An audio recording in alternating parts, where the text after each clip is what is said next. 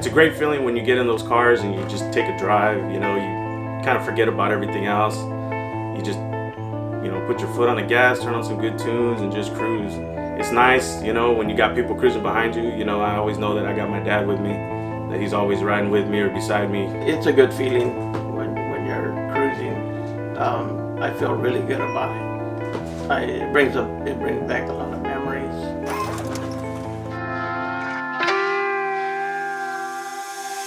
Everything that went into those cars were mine and his ideas, you know. We didn't take it to a shop. It wasn't built, you know. Both of those cars were built here in this garage. As you can see with this 48 here, you know, this is going to be the same thing.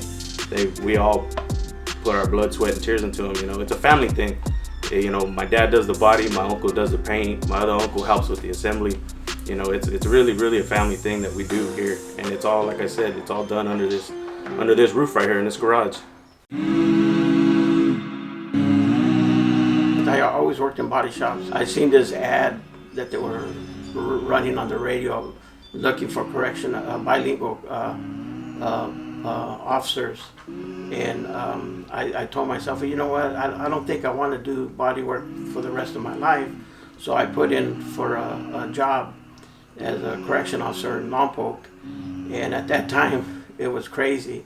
You know, I said, you know, I don't know if I'm crazy or what, but I'm gonna go and try and see if this job is, you know, what I really want. And when I did, I enjoyed it, I liked it, and I said, well, you know what, I'm gonna stick it out because I really like this job, being a correction officer. Growing up, I wasn't sure what I wanted to be. You know, I knew I didn't want to go to school, that was for sure. So I tried to, you know, do jobs here and there, you know, whether it be retail or I worked at Costco for a bit. After a few years of just doing that, my dad kind of told me, man, you need to quit playing around. You need a career. You know, you need to think about your future. So he convinced me to apply at the penitentiary also. I did. Within a year, I got the job. And I liked it too. You know, working in corrections and being in that environment, it's different. It's hard to explain to people that have never done it or seen it or been inside. But it's a good job. It's a good career. I enjoy it.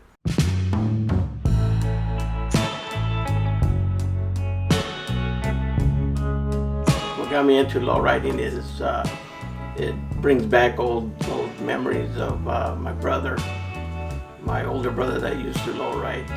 He had many 58s that he was probably maybe the third one that put airplane hydraulics on his car. And you know, I just decided, hey, you know what, I just want to keep the tradition going with the family, and here I am, lowriding again. What got me into lowriding was my dad.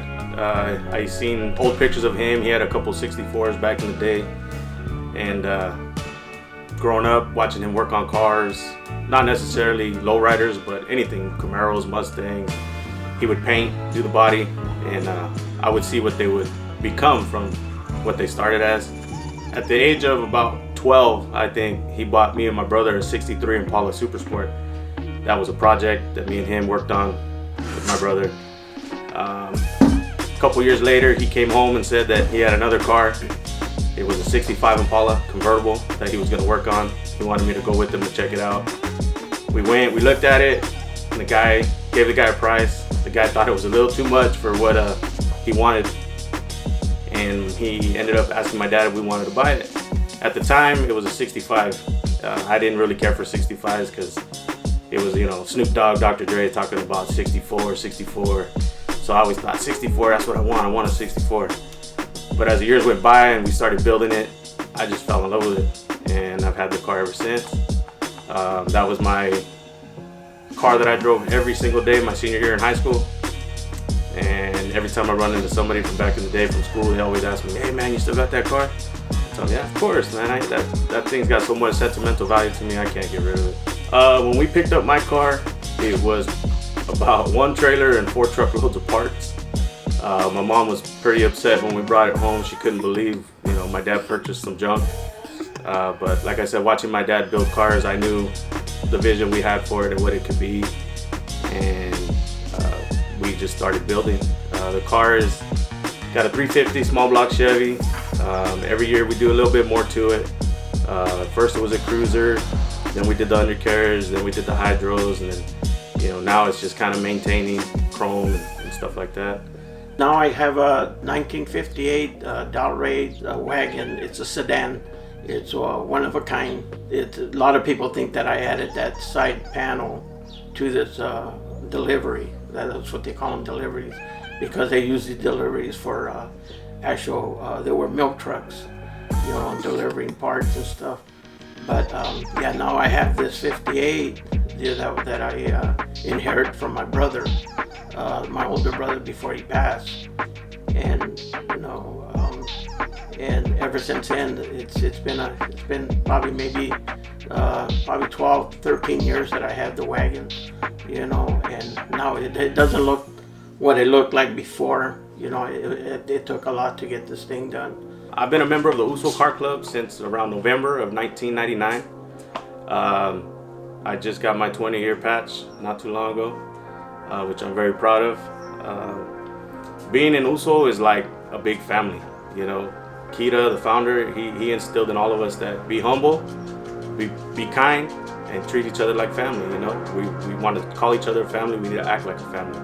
So it's a good feeling to know that when you go to a show, you got 15, 20, 30, 40, sometimes 60 other plaques, representing different cities, different areas, and it's not just the cars. We can go up or down California, any other state, anywhere there's a chapter. Those members treat you like family. They open their doors to you, they show you around, they take time out of their day to come help you out, just as we do when they come here.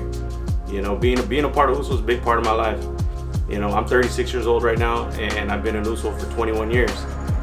So more than half of my life I've been low riding with this club, and I ain't going anywhere anytime soon. So it's a good feeling. And then I brought my dad into it. He's always been around the club, but wasn't really sure if he wanted to join. But after seeing everybody, meeting everybody, my dad was like, man, he's like, this is cool. This is what I like. I like being here. You see it when you go to the shows. Everybody's helping everybody. You look at the back of the t-shirt, my shirt might say Santa Maria, the guy next to me might say Alaska, or Texas or New York, anywhere, and they're helping out, cleaning up, picking up, setting up, all that kind of stuff. It's a good feeling. And it's a big family, very big family.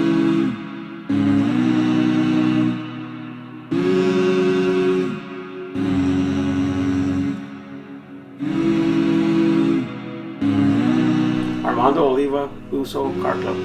Andrew Oliva, Uso Car Club, Santa Maria. This is our story.